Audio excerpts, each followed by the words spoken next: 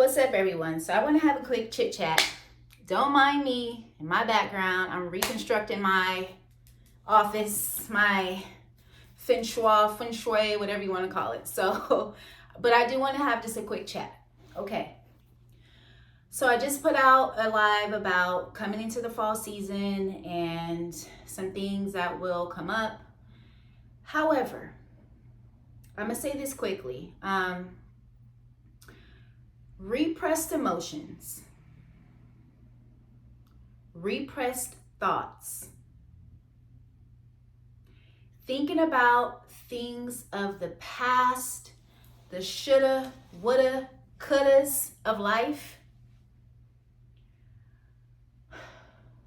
These things keep you stuck. What does that mean? You are doing yourself a disservice when you keep yourself stuck on the past failures, past thought processes, okay? Past hurts, past pains. And guess what you're doing to your own mental health? You're keeping yourself stuck in a loop of unhealthy thinking, wishing, things that have already passed. So you're doing yourself a disservice by harboring these things instead of letting them come out and be pushed away for good to process. Because you're haunting your own self.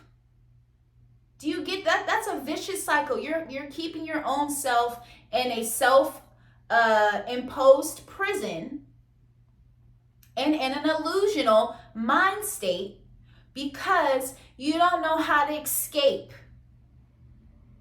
And escapism is real. We are people of creature and habit, right? We like to escape. Escaping our present circumstances. I'll do a little this, I'll do a little that. You feel me? But you still have to come back to address those problems, those concerns, those mishaps, those misfortunes. Life is a cycle. We have 9-year cycles in life. Okay? 1 through 9. 9 is endings. 1 is a new beginning. Know that when you go through that cycle of ending, there is going to be a new beginning on the other side. But do you want to keep repeating that 1 through 9 cycle? It's real, y'all. When you stay in that loop of cycling over and over and over and over again, you should get tired at some point and say, I'm going to do something different. Like, I'm tired of that. Like, that's a self-imposed prison. Think about that. And I'm not trying to shame any person that has gone to prison because that's life. And some people go falsely accused. But think about it. The cycles that they have to go through of getting it wrong and then keep doing it and wondering why the changes are being made. So just like a reflection of a person in prison, think about you being in a self-imposed prison. It should get tiring. It should get draining on your mental space, your physical space, the way you outburst, the way you move, the way you shift, the way you shake, it should get irritating to your own self. You should be looking at your own mask and your own reflection and saying, damn, I'm tired.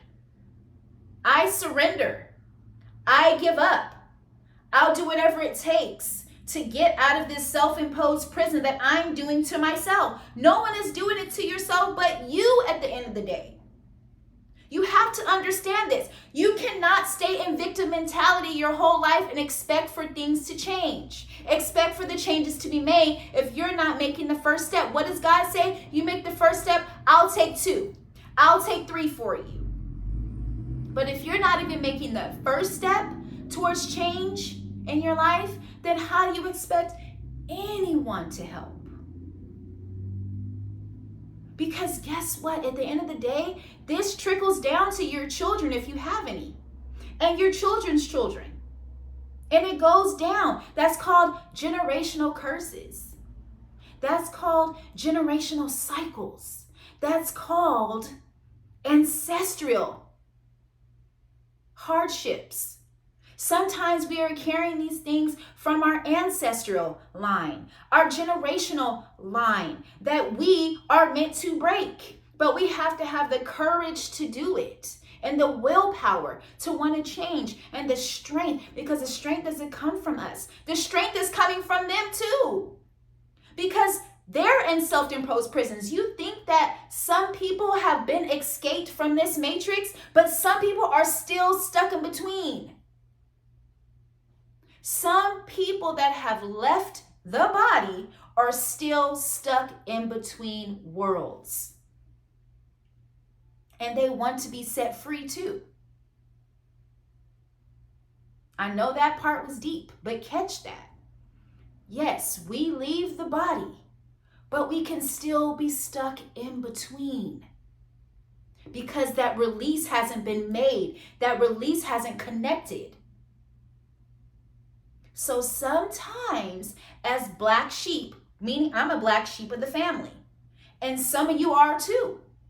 The black sheep of the family goes outside of societal norms. They do things that are weird. They do things that are not considered acceptable because it takes a strong, independent, free thinking, free outside of the matrix human being to endure what it takes to shift the ancestral line to higher heights so it does not affect your children and their children. Remember, your legacy lives on once you die out. Your legacy still lives on. How do you want your legacy to live on? Do you want your legacy to still continue to function how it's been functioning? That's not fun.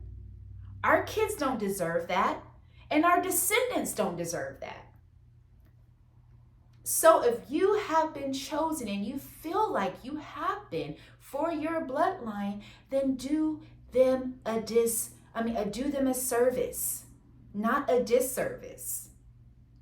And yes, this is a real video because sometimes I'm all sweet and cutesy, right? I can switch it up. But when it's time to be honest and it's time to be real and it's time to be genuine and there's an important message that has to be put out, I have to do it.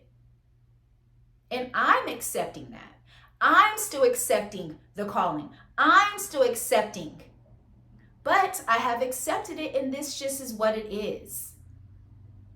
So yes, along with the others that I function with in my life, my other community and spiritual team that are doing things behind the scenes. Okay? It takes a lot to be a healer. It takes a lot to lend out your energy to those that sometimes are not worthy of it, that are not accepting of it, and that's perfectly fine. But when you give your energy away for free, that's doing yourself a disservice. I'm talking to somebody. I'm talking to myself. But I'm talking to somebody on here that's going to hear this message that needs to keep protection over themselves. Because guess what? At the end of the day, you are doing yourself a disservice when you do not protect yourself. Meaning, sitting, meditating. You can imagine yourself being put in an imaginative bubble. Imagine yourself in a golden bubble, okay? That is how you protect your energy. You keep the energy vampires out, away, and you protect yourself in this protective bubble because the energy vampires are ready to suck you dry. I've had them in my life, okay? They will suck you dry of all your resources, all your thoughts, all your mind, everything from you, and get nothing and give nothing in return. And that's not healthy for anyone. That's what it means by picking up others' energies. And this is a mantra. I'm doing these things because I'm grounding my energy now. It's a lot to this spiritual thing, y'all. But again, it's not for the weak. It's not for the faint at heart. So I love y'all. Again, I'm always here to help, share, inspire, educate, guide. All right? So I love y'all. If you ever have any questions, don't be afraid to ask. Okay? If I don't know it, then guess what? I'm here to help you understand you. I'm here to help people understand themselves, how they work, how they function, and I'm passionate about it because I have accepted my role as a spiritual teacher, and that just is what it is. Okay? So I love y'all with like a fat kid love cake. Is that what they say? I love you like a fat kid love cake. So yeah. Peace, y'all. Ashe. Namaste. I'm out. I'm going to be announcing when I'm going to set up the protection ritual to put out for the collective. So what I will be doing is I will be gathering my essentials. I will put it online. I'm going to put it on my page so you can see it. Okay? Until I begin to build my community, I'm building my community online. So I'm going to put it out once I'm doing it. And the names that I hear, I'm going to write them down and put them in there. If you are too afraid to hit my DM, that's fine. But I will hear the guidance and I will hear the names to put in the protection and go from there. All right? So I love y'all. Peace. Ashe. Namaste. I'm out.